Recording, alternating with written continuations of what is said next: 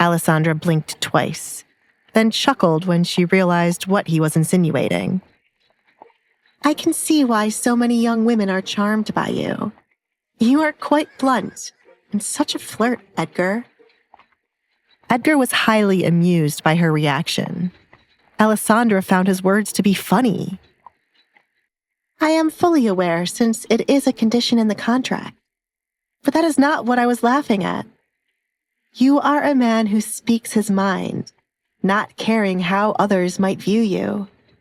I heard you lifted the Baron in the air at his party. I wish I could have been there to see it.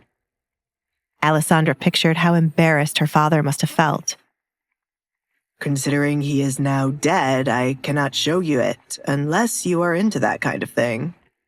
You might find this hard to believe, but it is not rare for me to do something like that.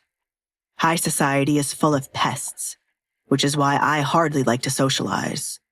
It is only because of the king's orders that I was there that night, said Edgar.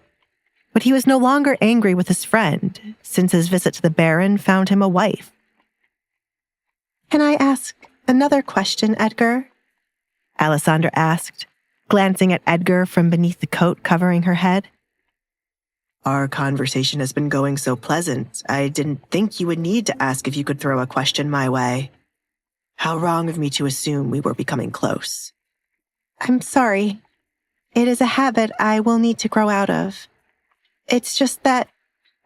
Why haven't you asked me to show you my face?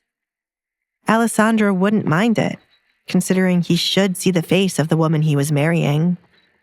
It was just out of an instinct for her to hide her face. She had to admit she was afraid he would not want to continue with their contract once she showed her scars. But she had no right to hide her face from him. Edgar had expected this would have been further discussed when they were creating the contract. He didn't make it a condition that he needed to see her face simply because he did not care about what she was hiding. It is not my business whether you want to show me your face or not. You are the one who said you will change in the future. I can wait until you are truly comfortable. Do not let anyone force you into showing your face when you are not ready. Alessandra smiled, finding the person who spread rumors about Edgar to be a fool. Maybe she had not seen all of his personality as of yet, but the same could be said by him when it came to her personality. They were both getting to know each other, and from what Edgar showed her so far, she liked it. You know, Edgar, you have never once scared me. Really? Shall I change that? Edgar joked, but his version of a joke inside his head did not come off the same to others. How about no? Alessandra denied the offer. Remember, Alessandra, you are the one who said there would be no love involved. I hope you are not falling for me already. It would be quite concerning, considering I just killed your father. I hope that is not the case. Edgar was still adamant about not loving anyone, though he found Alessandra to be amusing. I remember my words clearly.